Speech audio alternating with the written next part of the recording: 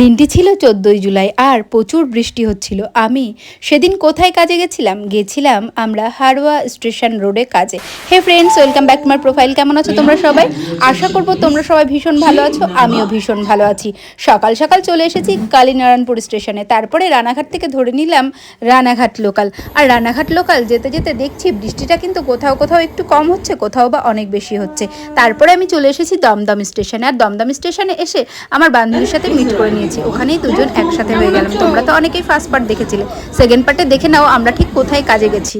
আর এইখানে দেখো, এই দিদির দোকানে আমি দমদমে আসলে কিন্তু ঘুগনি খাই, ঘুগনিটা কিন্তু দারুণ টেস্টি বানায়। তাই দুইজনে লোভ সামলাতে না পেরে নিয়ে নিলাম ঘুগনি, আর ঘুগনি খেয়ে উঠে পড়েছি ট্রেনে। আর ট্রেনে উঠে দেখছি বেশ কিন্তু হালকাই আছে, বেশ সুন্দর করে আমরা বসার জায়গাও পেয়ে গেছি।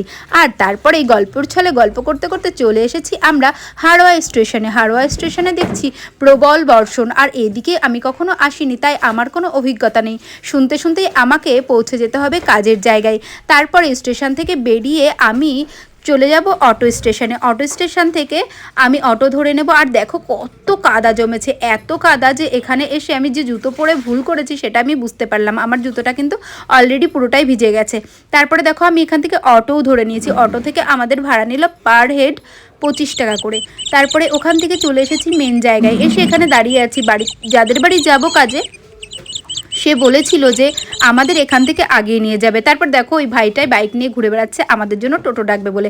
আর এই দেখো টুকটুকি ডেকে নিয়ে এসছে। টুকটুকি ডেকে নিয়ে আসার পর আমরা দুজনে উঠে পড়েছি এবং চলে গেছি সেই দিদির বাড়ি, যেই দিদির বাড়িতে আজকে আমরা কাজে যাচ্ছি। আর হ্যাঁ, তোমাদেরকে তো বলা হয়নি কি কাজে এসেছি। আজকে আমরা এই যে দিদিটা আগে আগে যাচ্ছে, এই দিদির চুলের জট ছাড়াতে এসেছি। দিদিটার বাড়িটা এতটাই দূর যে আমি কাজটা কিছুতেই নিতে চাইছিলাম না, কিন্তু ভীষণভাবে কান্নাকাটি করছিল যে দিদি তুমি যদি চুলের জটটা না ছাড়িয়ে দাও আমাদের সত্যি বিপদ হয়ে যাবে। আর এই চুলটা আমি এত ভালোবাসি, সত্যি ওর মাজা পর্যন্ত চুল ছিল, সেই চুলটা দেখো কি অবস্থা।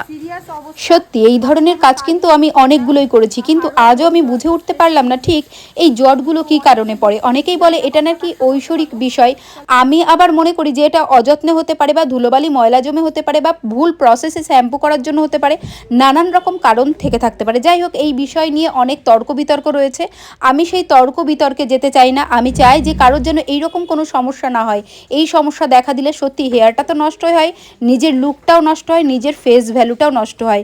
আর আমি যেহেতু এই কাজটাকে খুব ভালোবেসে করি, তাই আমি বাধ্য হয়েছিলাম এই কাজটা ধরতে। আর যার জট ছাড়াচ্ছি তার কিন্তু অনেক কষ্ট হচ্ছে, মাথায় কিন্তু ব্যথাও লাগছে। আর ব্যথাটা লাগাটাই স্বাভাবিক, যেহেতু রীতিমতো তার মাথায় যুদ্ধ চলছে। আর এই কাজটা যদি আমরা ঠিকঠাক করতে না পারি, তাহলে কিন্তু তার হেয়ারটা কেটে বাদ দিয়ে ফেলা ছাড়া কোনো উপায় থাকবে না। তাই জন্য আমরা আপ্রাণ চেষ্টা করছি কাজটা করার। এদিকে দেখো আমার কিন্তু কাজটা কমপ্লিট হয়ে গেছে। আর কাজ কমপ্লিট করার পরে আমার মুখে তো হাসি ফুটেছে।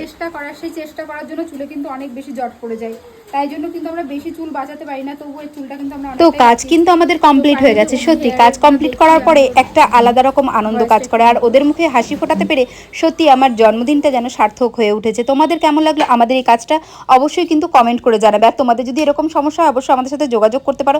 আর শেষে দেখো আমরা বিসলেরি বোতলে কি ঢেলে খেলাম, জানতে হলে পরের ভিডিও দেখতে হবে। আজকের জন্য এইটুকুই। ভালো থেকো সবাই, টাটা।